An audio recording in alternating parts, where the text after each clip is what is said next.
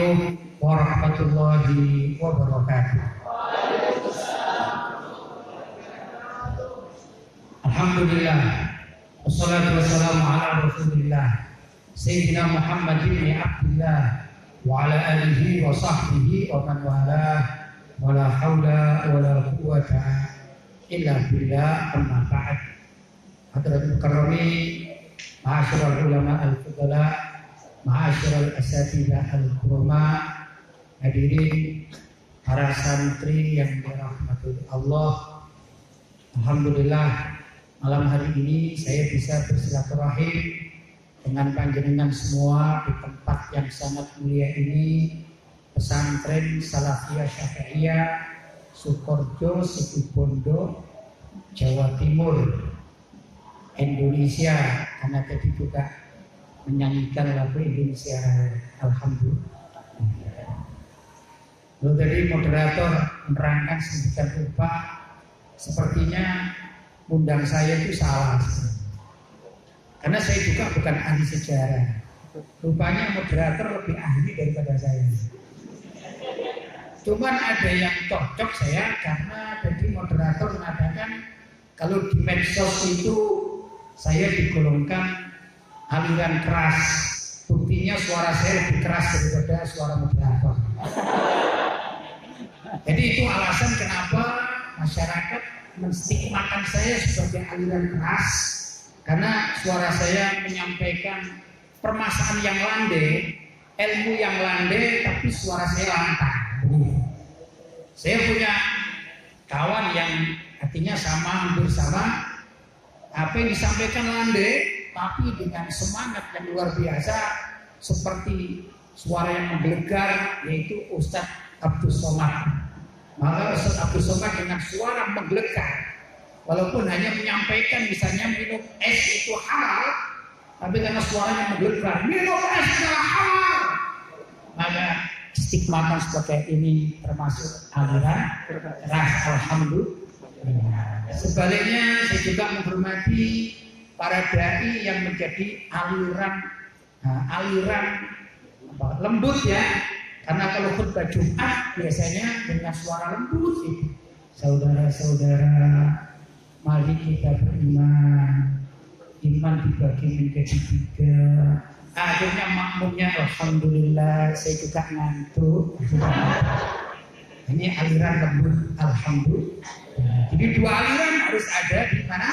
Di Indonesia ini, yang suaranya keras dan suaranya lembut. Alhamdulillah dari moderator suara lembut, saya mewakili suara keras. Ini kalau saya kan juga bergurau, mana nggak pernah disampaikan di medsos bahwa saya juga suka bercanda. Kenyataannya stigma aliran keras nggak cocok ya untuk saya. Baik ya ikhwan, untuk mengawali tentang apa yang kita bahas, sebenarnya begini, ini para santri dan yang aktif di kelas atau kajian aswaja ya. Lalu saya kata Ustadz siapa untuk ini? Ustadz Khairuddin membisikin saya, nanti kasih motivasi ya. Jadi saya dulukan motivasinya, ya, bukan kajiannya. Ini ya, saya alhamdulillah dulu punya kawan yang selalu memberi motivasi saya begini. Waktu saya pulang dari pesantren, itu kalau diminta ceramah, diminta kajian, jangan katakan tidak siap. Katakan insya Allah nanti saya pelajari. Begitu. Nah, saya mengibaratkan kita ini ya ikhwan, banyak dari panjenengan yang belajar aswaja yang gak paham sebenarnya tentang apa materi yang akan kita kaji ya. Apalagi kita sampaikan. Tapi jangan lupa kita ini pedagang. Saya katakan kita ini pedagang, cuma pedagang akhirat, bukan pedagang dunia. Ala adullukum ala tijaratin tunjikum min adzabin alim, kan gitu. Tijarah itu dagang. Kalau orang dagang istilahnya ada bahasa Jawanya itu begini, kulaan isu didol sore. Apa itu kulaan isu ditelusuri? Kulaan ya. Pagi hari kulaan di pasar. Pulang ke rumahnya karena pedagang, maka hasil kuraannya itu ditaruh di toko yang ada di rumahnya, dibuka sore hari. Mudah-mudahan bukan begitu. Dan kenyataannya toko-toko semacam itu juga masih ada pelanggan. Kira-kira itu maksud saya motivasi. Jadi kalau di antara para santri ini suatu saat diminta untuk jadi moderator, diminta untuk menjadi pembimbing, kebetulan juga sekarang saya diminta untuk jadi narasumber, nggak usah takut, wong kita ini sama-sama belajar ya. Gimana caranya? Kulaan sekarang besok dijual, sekarang mutolaah, besok disampaikan, kan sama aja. Yang kita sampaikan juga ada dalam pelajaran-pelajaran di pesantren. Begitu. Ini motivasi dari saya, mudah-mudahan panjenengan nantinya menjadi pakar-pakar aja yang tidak takut dalam rangka menyampaikan keilmuan, karena rujukan kitab-kitab salaf sangat banyak. Tinggal kita mau mempelajarinya, kulaannya mau atau tidak, itu aja. Saya yakin Ustaz Khairuddin ini dulunya juga nggak ahli-ahli amat masalah aswaja ya. Tapi karena berani kulaan, entah kulaan dari guru, kulaan dari buku, ya. Bahkan sekarang kulaan dari namanya Mbah Google. Ya. Akhirnya tambah mengerti. Itu kehidupan zaman sekarang. Yang penting kita berada di pesantren, tidak stagnan untuk belajar ilmu di kelas kepada guru-guru kita. Insya Allah guru-guru itu yang akan mengarahkan kita untuk menjadi orang yang paham terhadap akidah ahli sunnah wal jamaah. Begitu Ustaz ya motivasi saya. Selesai Ustaz ya. Saya mau pulang Ustaz. Baik ya ikhwan. Kalau kita bicara tentang masalah negara Islam, saya memang sering menyampaikan bahwa Islam itu punya negara. Sebagian orang bahkan tokoh-tokoh kita mengatakan Islam tidak punya negara. Kalau saya mengatakan Islam punya negara, ya nggak apa-apa, beda pendapat. Kan analisa, kelompok sana menganalisa, kelompok sini menganalisa. Tinggal adu argumen. Nah namanya belajar aswaja, apalagi di aswaja center, itu namanya harus pandai untuk menyampaikan argumen-argumen. Kita mempunyai argumentasi ilmiah sesuai dengan rujukan-rujukan, ya, nggak ngaco, nggak ngawur, nggak segala macam disampaikan, tapi ada rujukan-rujukannya. Kemudian kita kita batasi pemikiran kita dengan standar syariat. Lah syariat itu merujuk kepada Al-Quran, hadis, ijma dan qiyas. Itulah Ahlussunnah wal Jamaah. Ya, selagi itu standar kita, maka katakan saja apa yang kita yakini. Seperti saya meyakini bahwa Islam punya negara. Negara pertama kali yang ada di dunia ini, negara Islam adalah negara yang dibangun oleh baginda Nabi Muhammad Sallallahu Alaihi Wasallam. Namanya negara itu punya ibu kota. Ibu kota pertama kali di dunia, maksudnya ibu kota negara Islam adalah kota Madinah. Kalau di Indonesia Jakarta, ya. Tapi kalau di Islam secara menyeluruh itu adalah kota Madinah. Kemudian kita pelajari apa itu negara, apa syarat suatu tempat dijadikan negara. Kan begitu. Tempat wilayah-wilayah kan banyak ya. Wilayah hutan Amazon misalnya. Ya kan? Banyak. Dan lain sebagainya. Di planet-planet juga wilayah Jupiter misalnya. Apakah bisa di Jupiter dikatakan negara? Lihat dulu aturan negara itu apa. Nah, salah satu aturan negara adalah ada undang-undang. Ada pemimpin dan ada undang-undang. Itu namanya negara. Ya, negara paling kecil adalah rumah tangga. Ada orangnya, ada ketuanya yaitu suami atau kepala rumah tangga. Ada aturan. Di rumah tangga itu ada aturan, misalnya malam hari kalau keluar masuk pintu harus dikunci, itu aturan rumah tangga. Demikian juga pesantren pasti ada aturannya. Presidennya pesantren siapa? Ya pengasuhnya. Kan begitu. Nah, lebih besar lagi negara. Suatu negara ada pimpinannya. Kalau seperti Indonesia maka pimpinannya namanya presiden. Di satu negara yang lain pimpinannya adalah raja. Di tempat yang lain pimpinannya adalah perdana menteri atau kesultanan atau khalifah dan lain sebagainya. Itu adalah suatu kepimpinan dalam suatu wilayah. Kemudian setiap kepala tadi itu punya aturan yang wajib ditaati oleh rakyatnya. Seorang suami mewajibkan istri dan anak-anaknya taat terhadap aturan yang dibikin oleh suami. Tidak. Satu negara, presiden atau raja, maka membuat peraturan yang peraturan itu menurut pimpinan negara ini wajib ditaati oleh seluruh rakyatnya. Ini namanya negara. Paham ya? Dari sini. Nabi Muhammad SAW tatkala masuk kota Madinah, beliau melihat bahwa di Madinah itu masyarakatnya majmuk. Majmuk itu plural. Ada orang Islam. Itu. Ya maklum, orang Islam yaitu penduduk Ansor yang sudah masuk Islam, penduduk Madinah sudah masuk Islam, namanya umat Islam dari Ansor ya. Kemudian ada kaum Muhajirin, itu tadi kaum Ansor. Ada kaum Muhajirin yang pindah dari Mekah menuju Madinah.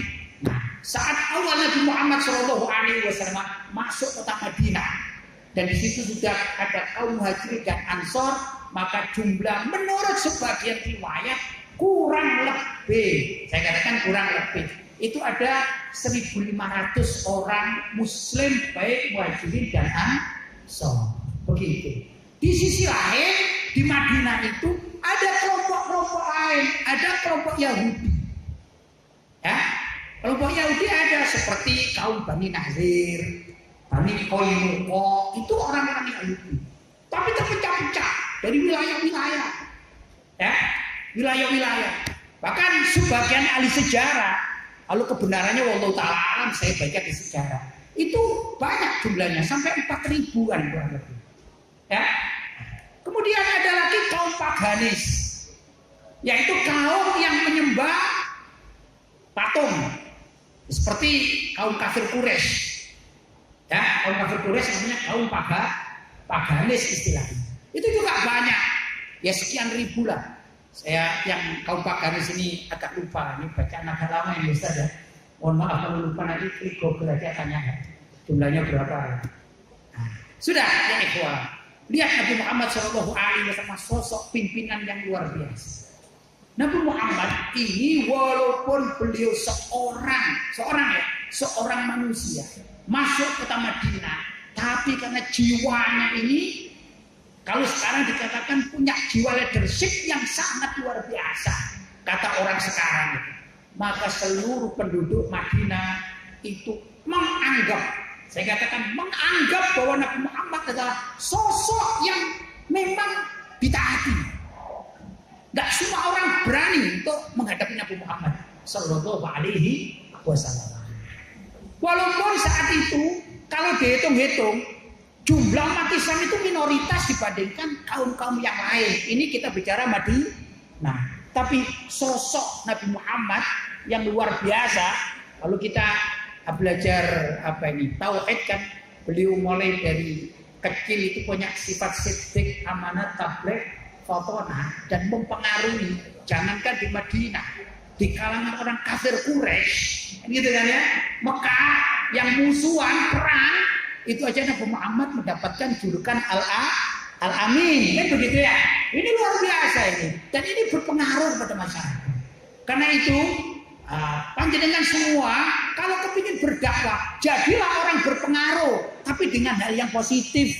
Kalau sudah berpengaruh, maka apa yang panjenengan sampaikan itu lebih banyak diterima oleh masyarakat. Begitu. Nabi Muhammad sebagai sosok yang sangat berpengaruh, pada akhirnya beliau ingin menjadikan Madinah ini sebagai negara yang modern. Gimana negara modern?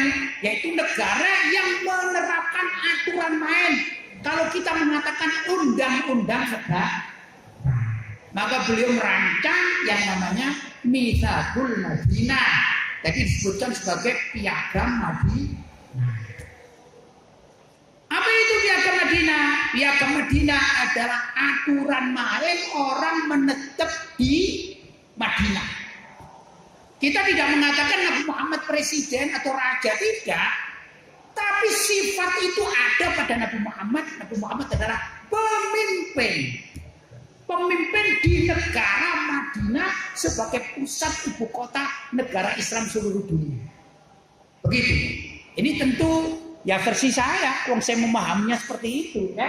Kalau misalnya katanya Fulan bin Fulan, mungkin Profesor Fulan bin Fulan, itu kan versi dia. Kalau versi saya, bahwa Nabi Muhammad lah peletak dasar negara Islam pertama kali di dunia. Buktinya apa? Beliau yang memimpin kota Madinah dan beliau menerapkan yang namanya Undang-Undang Dasar Mitsaqul Madinah. Mitsaqul Madinah itu sebenarnya ya ikhwan, rancangannya simple. Simple sekali kalau kita mempelajari Mitsaqul Madinah. Apa itu Mitsaqul Madinah? Itu ada kajiannya di pondok pesantren kita ini ada. Insya Allah kalau Ustaz Khairuddin ya sudah sangat paham itu kalau di kitab fikih maka dikatakan yang namanya Mitsaqul Madinah sama dengan babul jinayah. Udah, itu aja. Babul jinayat. Tahu babul jinayat? Bab tentang sanksi hukum bagi pelanggar. Itu isinya. Jumlah klausul-klausulnya itu 47 klausul di dalam Mitsaqul Madinah atau Piagam Madinah. Kalau kita baca isinya simple. Ya, sesimpel itu tapi dikatakan ini Nabi Muhammad mendirikan negara yang modern. Kenapa negara modern? Karena di situ ada kemajmukan. Tapi sesimpel itu, mohon maaf saya contohkan. Kalau ustadz, guru di mana? Salafiyah, itu kan pasti tahu ya. Saya nggak tahu kalau di sini ada namanya lokal, misalnya lokal A, lokal B, atau kadang-kadang di pesantren itu ada lokal Abu Bakar, lokal Umar, kan gitu kan ya. Yang paham siapa? Daerah ya. Di sini apa? Daerah apa? Daerah Sunan Giri, daerah Sunan Ampel, kan gitu ya. Maka seorang pemimpin di di pesantren Situbondo ini akan membuat satu peraturan begini barangkali. Kita sebut lomba main bola misalnya. Itu yang nggak ditulis PSSI lawan Thailand, nggak bisa, nanti kalah lagi juga ya. Kalah lagi nanti ya. Loh, kok kalah terus? Iya, salah lagunya. Loh, kok lagunya salah? Iya kan lagunya kan Indonesia sejak dulu kalah. Ya kalah terus. Coba dicoba. Indonesia sejak dulu menang, bisa menang. Baik, saya kembalikan. Karena seorang pengasuh itu atau mungkin ketua itu tahu kehidupan yang ada di pesantren, maka ada peraturan. Ini peraturannya, lomba bola daerah wilayah daerah Sunan Giri akan tanding melawan daerah Sunan Ampel, kan gitu kan.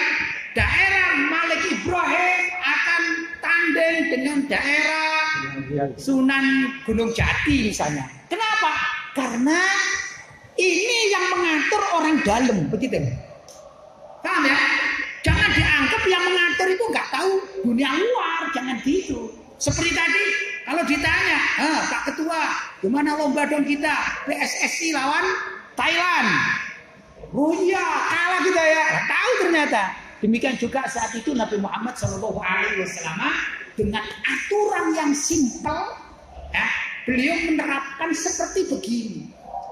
Kalau saat tersebut antara, ya, misalnya Bani Qainuqa biasa berseteru dengan Bani Nadir dari kalangan orang Yahudi.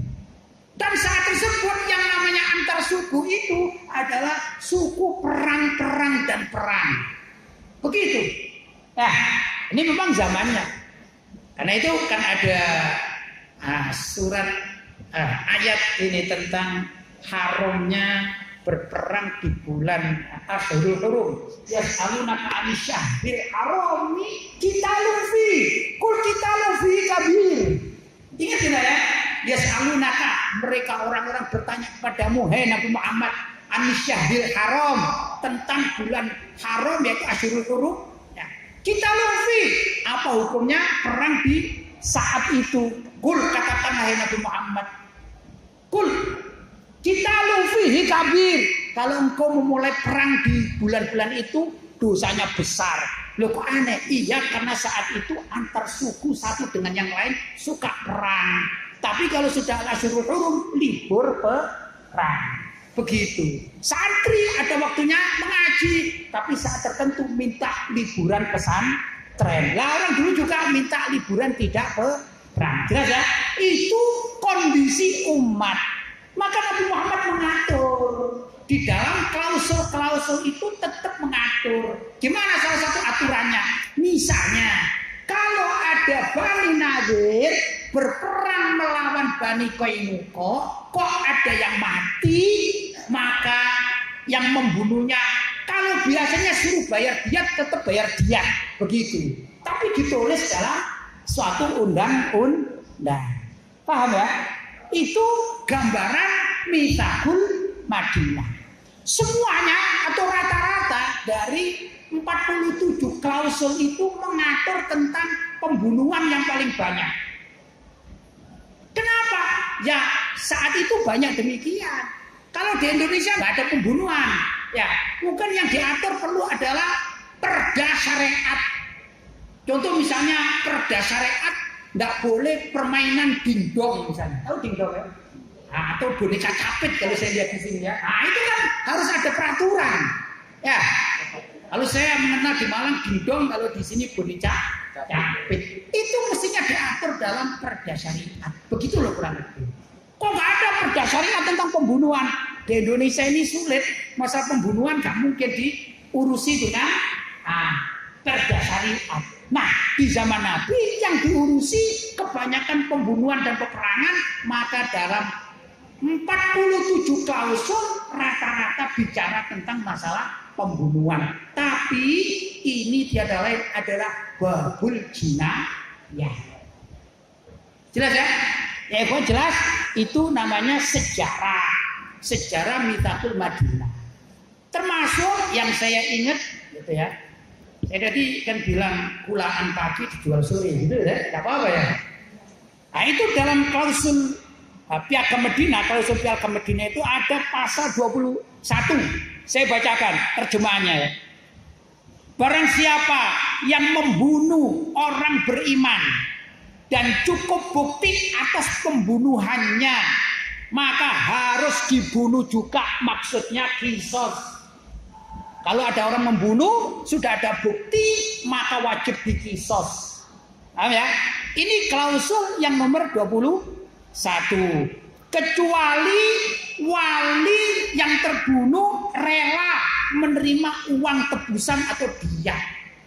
Ini kan urusan di mana ini? Kita bawa, kita babul jinayah di dalam jelas ya? Segenap orang beriman harus bersatu dalam menghukumnya. Bersatu itu nggak ada sengketa, yaitu ijma. Jelas? Jadi klausulnya berupa begitu zaman itu. Tapi ini sudah modern, ini sudah tertulis itu modern. Karena di negara-negara lain belum ada. Paham ya? Nah, ini yang perlu kita katakan bahwasanya iya Nabi Muhammad itu ternyata membuat negara, itu negara Islam. Walaupun tidak dikatakan Madinah, misalnya apa, Daulah Islamiyah Madinah, enggak. Tapi Madinah tetap Madinah, yang semula Yathrib diganti menjadi Madinah, tapi isi yang dilaksanakan itu adalah semuanya ajaran syariat Islam. Paham ya? Yang penting adalah ajaran syariat Islam. Tidak ada syariat-syariat lain yang mengatur secara resmi, rapi, seperti fikih jinayat di dalam agama Islam. Orang mabuk diapakan? Dicambuk. Ada. Orang yang murtad diapakan? Orang murtad diapakan? Membaddala dinahu faqtuluh. Orang yang menggantikan agamanya alias murtad, faqtuluh, bunuhlah bihaqil Islam lewat pengadilan. Itu semuanya adalah babul jinah. Ya. Paham ya? Itulah warna dari negara Islam yang dibangun oleh baginda Nabi Muhammad Sallallahu Alaihi Wasallam. Jelas? Sehubungan saya menyampaikan dengan suara keras, juga membahas tentang masalah pembunuhan, maksudnya hudud. Apa hudud? Nah, sanksi hukum. Di sinilah letak kenapa saya dikatakan sebagai aliran keras. Karena itu saya katakan alhamdulillah kalau saya dikatakan aliran keras, tapi saya belum pernah mempraktekkan hudud, sedangkan Nabi Muhammad sudah mempraktekkan potong tangan bagi orang yang mencuri, ya, demikian juga yang murtad dibunuh dan lain sebagainya, juga pada khalifah-khalifah berikutnya melaksanakan yaitu undang-undang Islam Piagam Madinah. Kalau gitu keras mana ini ya? Saya dengan Nabi Muhammad. Apa ada yang berani mengatakan Nabi Muhammad itu adalah orang-orang ekstrim? Apa yang berani Nabi mengatakan Sayyidina Umar bin Khattab sebagai orang-orang yang radikal? Apa ada yang berani? Enggak ada yang berani. Berhubung sesama, ya kita hidup zaman sekarang, maka yang mencaci orang-orang yang menyampaikan kebenaran babul jinayah, akhirnya distigmakan sebagai aliran keras. Kan begitu. Saya yakin pesantren Situbondo atau Salafiyah Syafi'iyah ini, saya yakin walaupun saya tidak tahu persis, tapi di sini diajari fikih. Betul? Mulai dari kitab yang terkecil kesolatan mungkin, kemudian naik lagi Safinatun Najah, naik lagi Nailur Roja, naik lagi Fathul Qorib, Syarah Fathul Qorib, Fathul Mu'in. Nah, mungkin lebih tinggi lagi ya Anatul Talibin, atau juga ada kitab Zubat, Syarah Zubat. Itu kan makanannya guru-guru pesantren kan, dan semua di sana ada namanya babul jinayat. Jangan sampai kalau ada kiai mengajarkan babul jinayat langsung stigmakan ini adalah teroris, ini adalah ekstremis, ini adalah radikal karena mengajarkan pembunuhan. Apa itu? Orang yang membunuh orang lain wajib dibunuh. Ini juga ada kiai radikal karena mengatakan orang yang mencuri wajib dipotong tangan. Jangan ada yang begitu, karena itulah namanya profil pesantren. Jadi bagaimana? Kembali, ini kolaborasinya dengan Indonesia, ya, tak apa-apa ya. Alhamdulillah. Para pejuang kemerdekaan Indonesia itu juga menerapkan yang sama. Kalau tadi saya katakan di zaman Nabi ibu kotanya namanya Madinah, maka peraturannya dibilang atau dikatakan diberi nama namanya Mitsaqul Madinah. Dalam bahasa Indonesia dikatakan Piagam Madinah. Ulama-ulama Indonesia waktu itu sepakat menjadikan Jakarta sebagai ibu kota agar sama dengan apa yang dilakukan oleh Nabi Muhammad SAW. Maka para pejuang kemerdekaan dari kalangan para ulama, aktivis-aktivis Muslim membuat rancangan namanya Piagam Jakarta, dalam bahasa Arab Mitsaqul Jakarta. Piagam Jakarta ini apa isinya? Pada sila pertama, ya, itu disebutkan yang disodorkan kepada kelompok-kelompok yang akan mendeklarasikan Indonesia sebagai negara yang berdaulat. Maka ada satu pasal di dalam Piagam Madinah itu bahwa Indonesia adalah negara apa? Satu, ketuhanan, negara ketuhanan dengan kewajiban menjalankan syariat Islam bagi pemeluk-pemeluknya. Ini istilahnya 7 kata. Maka kalau adik-adik membaca sejarah Piagam Jakarta dalam menjelang kemerdekaan akan menemukan ini. Apa itu? 7 kata. Apa 7 kata ini? Dengan kewajiban menjalankan syariat Islam bagi pemeluk-pemeluknya. 7 kata. Tapi orang-orang nasionalis sekuler tidak setuju. Ini masalahnya. Tapi perjuangan para ulama tetap disampaikan. Saya tidak membicarakan tentang orang-orang nasionalis sekuler, tidak. Tapi ini loh, lihat. Kenapa ulama-ulama kita, kiai-kiai kita itu kok memperjuangkan Piagam Jakarta? Karena yang dicontoh adalah Piagam Madinah. Perlu diketahui, kalau kita ingin menerapkan syariat Islam di Indonesia, itu maksud al-a'zam, al-maksudul a'zam adalah babul jina, ya. Babul jina. Itulah peraturan di mana-mana itu ya lebih banyak larangan-larangan dan sanksi hukum. Pesantren ini sebesar pesantren Sukoharjo ini kan ada larangan. Misalnya, tadi saya dapat bocoran, para santri dilarang membawa handphone dengan ancaman bila mana membawa handphone ketahuan, maka sanksi pertama digondol. Kan begitu ya? Kalau mengulangi, sanksi kedua skorsing 3 bulan. Kalau mengulangi lagi ketiga kali, dikeluarkan atau dikembalikan pada orang tuanya. Itu namanya sanksi hukum. Itulah babul jinah, ya. Paham ya? Tapi itu babul jinayah dalam kelas pesantren. Kalau negara, ya sudah, kita ingin menerapkan Fathul Mu'in dalam babul jinayah di negara Indonesia. Biar apa? Agar kita tidak kena hukum sebagaimana disebutkan oleh Sahibuz Zubat. Gimana itu? Wa alimun bi'ilmihi lam ya'malan mu'adzabun min qabli ubadil wadam. Wa alimun, orang yang memahami babul jinayat. Wa alimun bi'ilmihi, dengan ilmunya itu lam ya'malan, kok enggak mau ngamalkan.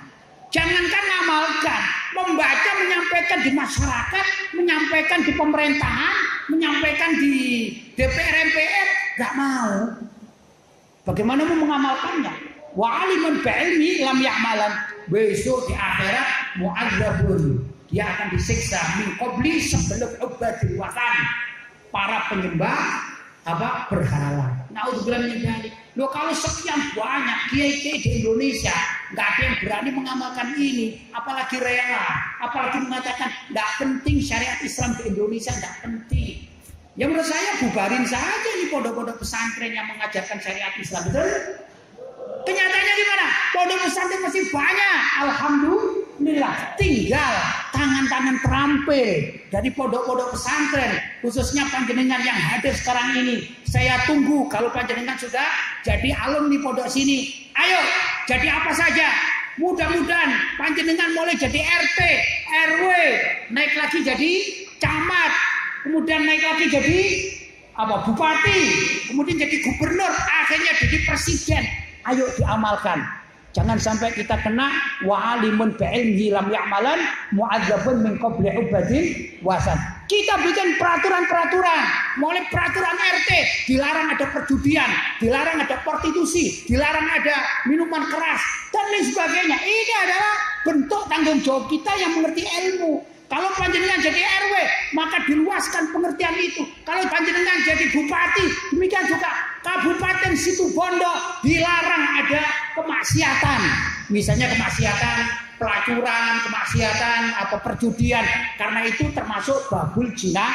Ya, kalau ada yang melanggar maka harus dihukum sesuai dengan hukumnya Fathul Mu'in. Begitu mestinya. Demikian juga kalau panjenengan jadi presiden, ya, apalagi panjenengan di sini NU. Kalau panjenengan jadi presiden NU atau wakil presiden NU, saya anjurkan terapkan di negara yang panjenengan berkuasa itu, yaitu kitab Fathul Mu'in minimal babul jinah. Ya, itu namanya negara Islam. NKRI nggak perlu dirubah menurut saya. Nama NKRI harga mati boleh lah, tapi yang penting gimana kita di NKRI ini menerapkan kitab Fathul Mu'in. Itu maksud al-a'zam dari negara Islam sebagaimana dulu yang dilakukan oleh Nabi Muhammad Sallallahu Alaihi Wasallam. Jelas bapak-bapak, jelas ya ikhwan, para santri jelas.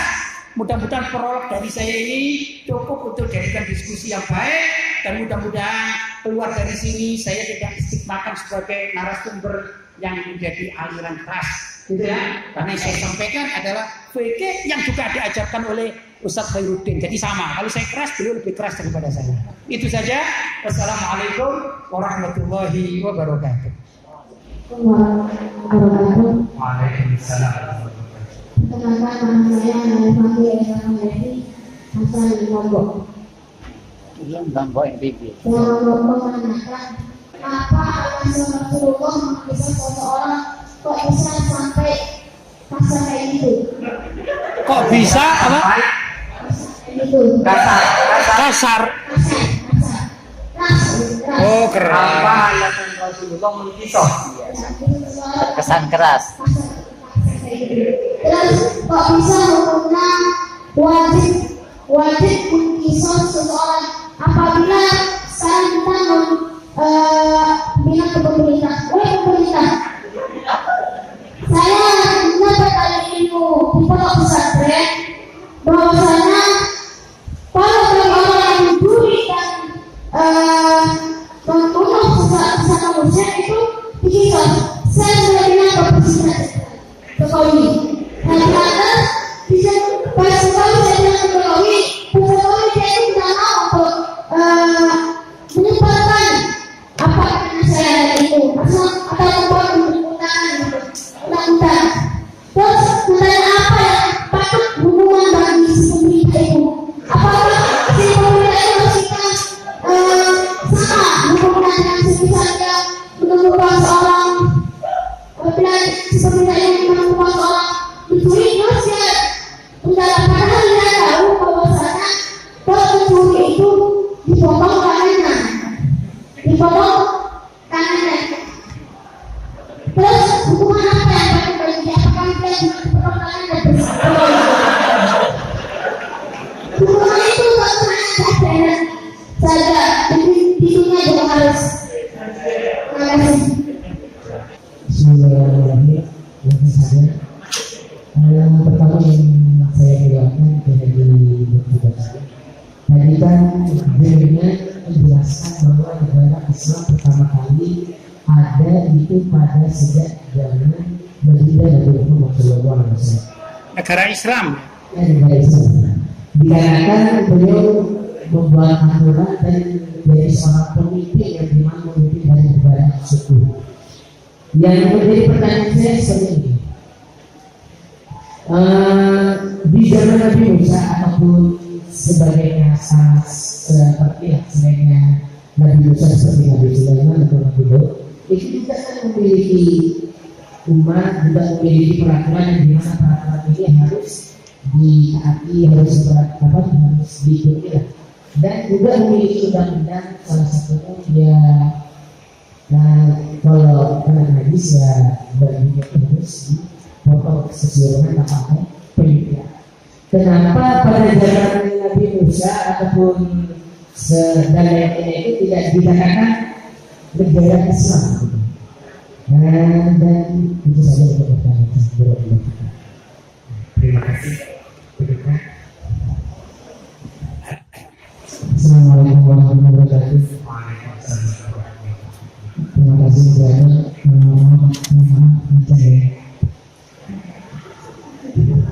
saya juga asal dari Banyuwangi.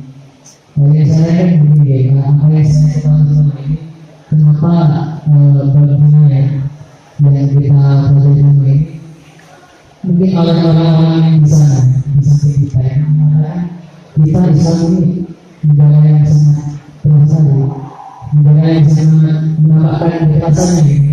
Soalnya mereka tidak paham apa maksud kita. Sebenarnya yang memahami konsep Islam yang kata kekerasan itu ya, karena pada zaman dulu kita di Indonesia itu, ya Islam dalam masa pribadi dan Islam masih punya musuh besar yaitu kaum kafir.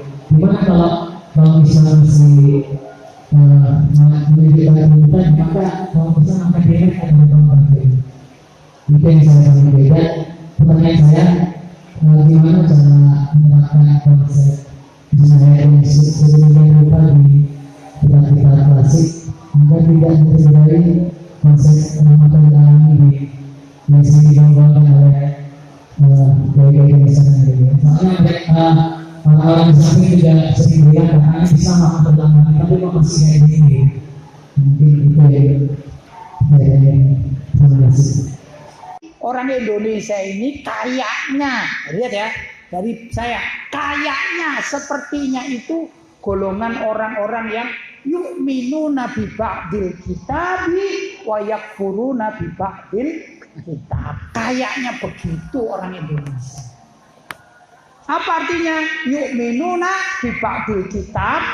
Meyakini sebagian dari isi kitab, walaupun ada namanya kitab-kitab samawi ya. Kalau kita fokuskan kepada Al-Quran, seakan-akan kita ini mengimani ayat-ayat tertentu, wa yakfuruna bi ba'dil kitab, dan mengingkari ayat-ayat tertentu. Kok bisa? Ya, karena para santri ini kalau sudah Ramadan atau dekat Idul Fitri itu sukanya kepingin libur, betul apa enggak? Alasannya puasa bulan suci Ramadan. Pakaiannya juga bagus-bagus. Belinya untuk apa? Lebaran mengakhiri bulan suci Ramadan. Kalimat Ramadan ini nih, puasa Ramadan. Siapa sih yang memfardukan puasa Ramadan? Siapa yang memfardukan? Allah. Ayatnya apa? Ya ayyuhalladzina amanu kutiba alaikumussyam. Betul? Artinya, wahai orang-orang yang beriman, kutiba. Kalimat kutiba itu diartikan diwajibkan atas kalian asyam, puasa pada bulan suci Ramadan. Kutiba. Tapi begitu bab jinayat sama loh. Ya ayyuhalladzina amanu kutiba alaikumul qisasu fil qatl. Hei orang-orang yang beriman, diwajibkan atas kalian untuk mengkisos dalam urusan apa sanksi pembunuhan. Ribut orang Indonesia kalau diterapkan. Gak cocok dengan orang Indonesia. Apa sekalian puasa Ramadan gak bisa? Kan ayatnya sama. Nah itu saya kadang-kadang yang apa katanya orangnya ngeri-ngeri sedap jadi orang Indonesia ya. Ngeri-ngeri sedap. Kita besok di akhirat gimana? Ditanya, hei orang Indonesia, kamu kalau Ramadan kok haji? Iya ya Allah, karena saya tahu dalilnya itu dari firman-Mu. Ya ayyuhalladzina amanu kutiba alaikumus syiyam. Kami semuanya, mulai dari presiden sampai RT, rakyat semuanya ribut. Ribut apa? Wah yang kirim ru'yatul hilal. Ada ini. Karena apa? Karena dalam Ramadan itu ada liburan bersama. Ya, ada THR. Ada apa lagi? Wah kayaknya seluruh negara ini ribut. TV yang semula TV ini iklannya maksiat. Telanjang. Begitu masuk bulan Ramadan semuanya pakai sorban, pakai jubah. Iya dah. Kenapa? Karena ayat kutiba alaikumus syiyam. Begitu saya membahas kutiba alaimul qisasu fil qatl, jangankan presiden, jangankan menteri, jangankan gubernur, jangankan anggota DPR, jangankan kiai-kiai, jangankan ustaz-ustaz, anak kecil itu loh protes.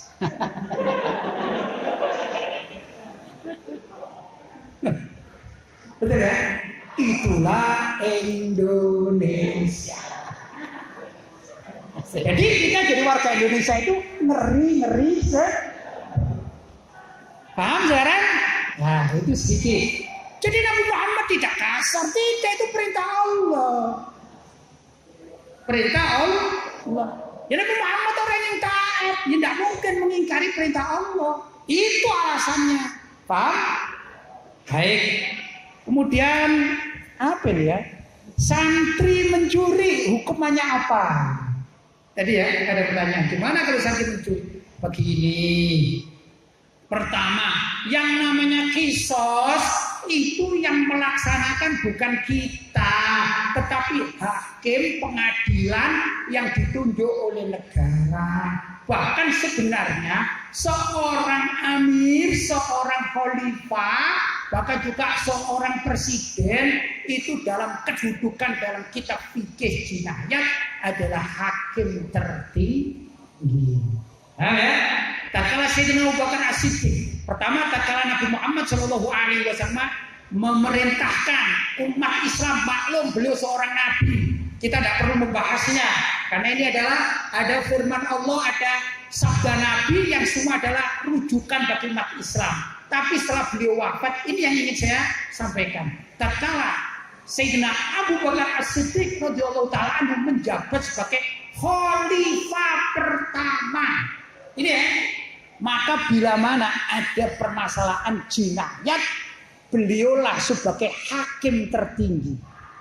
Tergantung habis itu, Sayyidina Abu Bakar sebagai hakim tertinggi, apakah akan menugaskan hakim wakil, boleh menunjuk, atau beliau sendiri yang akan menghukumi sesuatu bila mana terjadi di kalangan umat, misalnya orang mencuri, ya orang mabuk. Boleh Sayyidina Abu Bakar sendiri karena beliau adalah seorang hakim atau qadhi.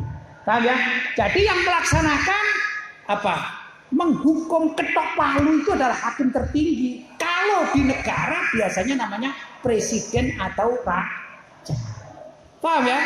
Itu begitu aturan main dalam kenegaraan. Kalau di Indonesia, maka hakim tertinggi adalah presiden. Presiden punya wakil namanya gubernur. Ya dah, wakil itu gubernur punya wakil namanya bupati. Bupati punya wakil namanya camat. Dalam urusan keagamaan, presiden punya wakil namanya menteri agama pusat. Menteri agama pusat punya wakil namanya pegawai departemen agama provinsi.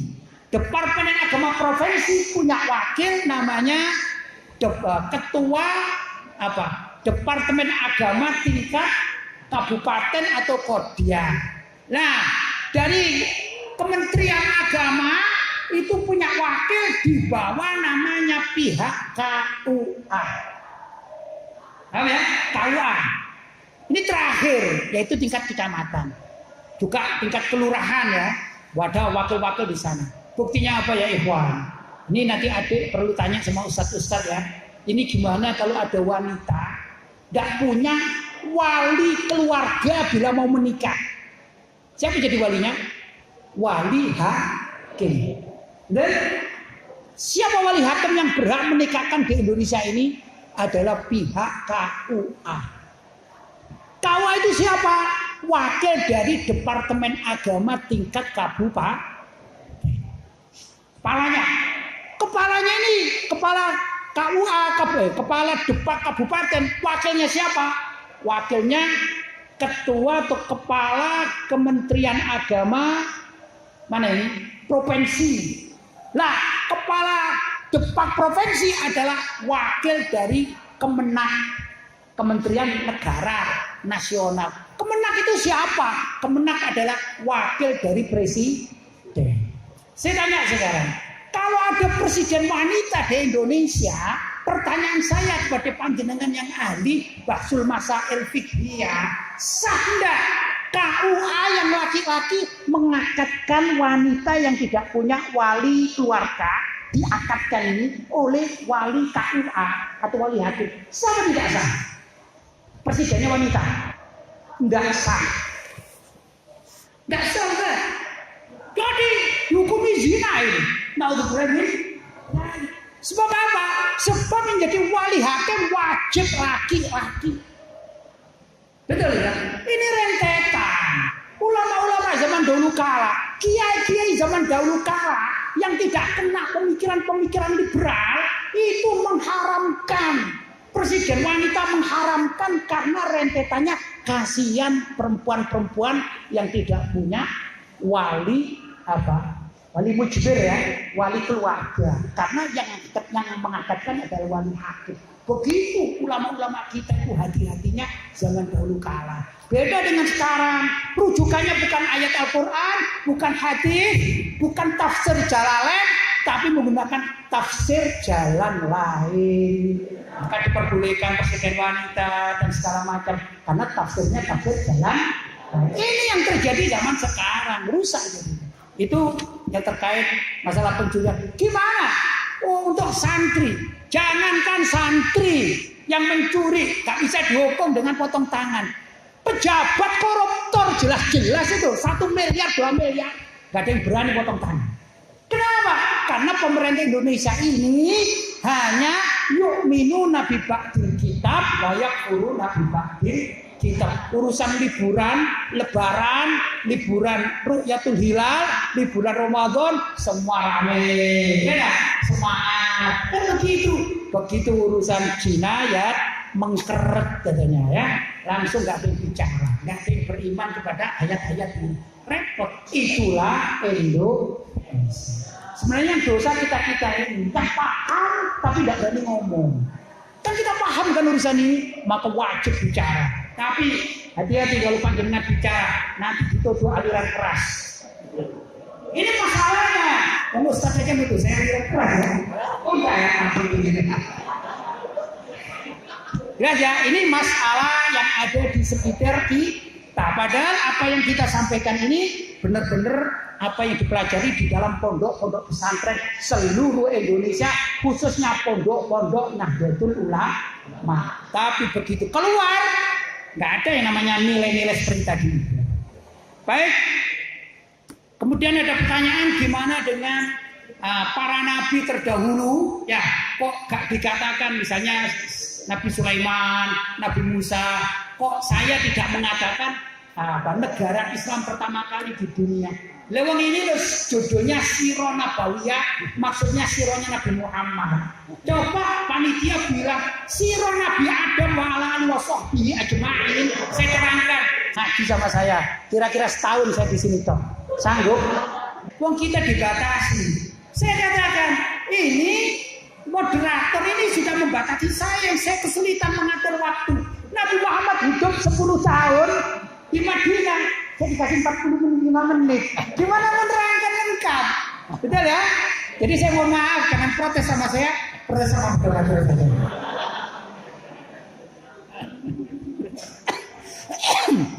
Cara dakwah Islamiyah versus babul jinayat begini.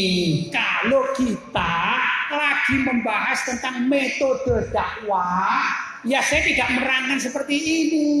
Metode dakwah Nabi itu banyak. Ada yang lembut, ada yang menyantuni, ya lah.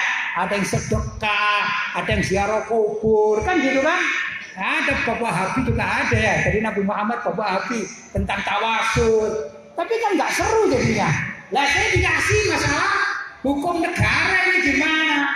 Jadi yang saya terangkan adalah negara di zaman pemerintahan Nabi Muhammad, bukan Nabi Isa, bukan Nabi yang sebelumnya. Begitu metode dakwah. Lah kita ini sedang bahas apa? Kalau namanya negara itu harus ada konstitusinya atau undang-undang. Semua undang-undang di mana saja itu rata-rata ada larangan. Tahu ya? Bukan diperbolehkan. Kalau diperbolehkan terlalu banyak.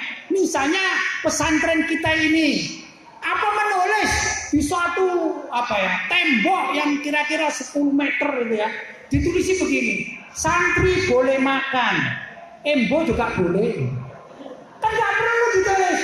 Ada orang jual bakso, masa ditulis santri boleh beli bakso? Kan nggak begitu namanya undang-undang, tapi larangan. Santri dilarang keluar pagar.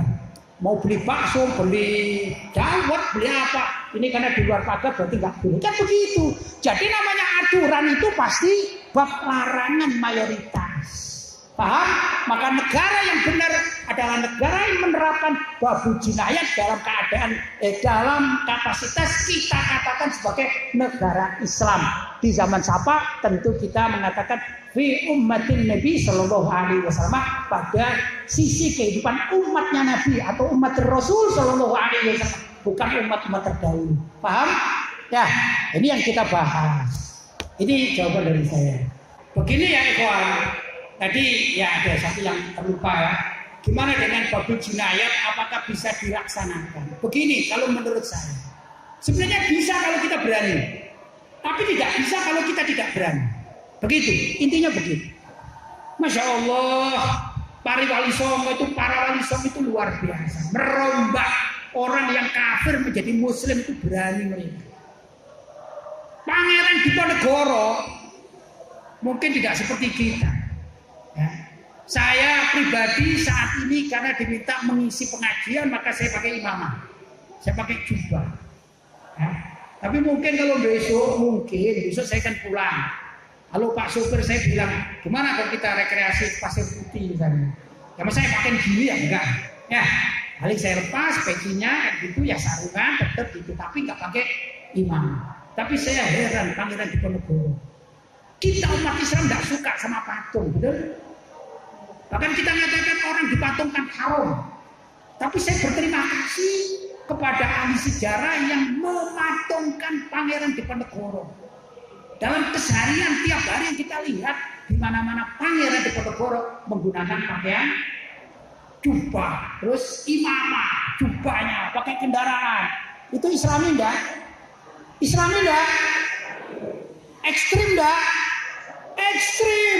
Orang sekarang pakai celana kemana-mana. Ya enggak? Ya ikhwan, saya masukkan dalam kitab fikih. Kalau salah, betulkan saja. Saya kadang-kadang agak ngaco-ngaco sedikit. Kitab fikih itu kalau kita misalnya sholat isya ya. Sedangkan kita punya wudhu dari maghrib. Kita sudah wudhu dari maghrib tidak batal sampai sholat isya. Apa sunnahnya dalam masalah wudhu? Namanya apa? Tajdidul wudhu. Ngerti ya? Tajdidul wudhu. Padahal belum Pak. Apa sunnah dalam tajdidul wudhu? Begitu kita habis membasuh wajah, tangan, kemudian mengusap kepala atau rambut kepala. Dalam kajian tajdidul wudhu, perlukah seorang yang menggunakan imamah itu melepas imamahnya kemudian rambutnya yang disiram, atau cukup mengambil air dibeginikan? Mana Ustaz yang benar? Cukup begini, yaitu air diusapkan di imamah. Kenapa kok tidak dibuka? Sebab di dalam kitab fikih itu ada ajaran yang namanya tasawuf. Tasawuf itu apa? Menurut ulama zaman dahulu kala, boleh ditanyakan sama kiai-kiai sepuh. Itu kalau ada orang Islam buka rambut tanpa hajat dikatakan fasik. Orang laki-laki yang buka kepala dan rambutnya kelihatan, itu kalau tidak ada udzur syar'i disebut fasik. Kenapa? Begini sebabnya. Para wanita itu diwajibkan menutup kepala, wajib. Sedangkan orang laki-laki sunnah.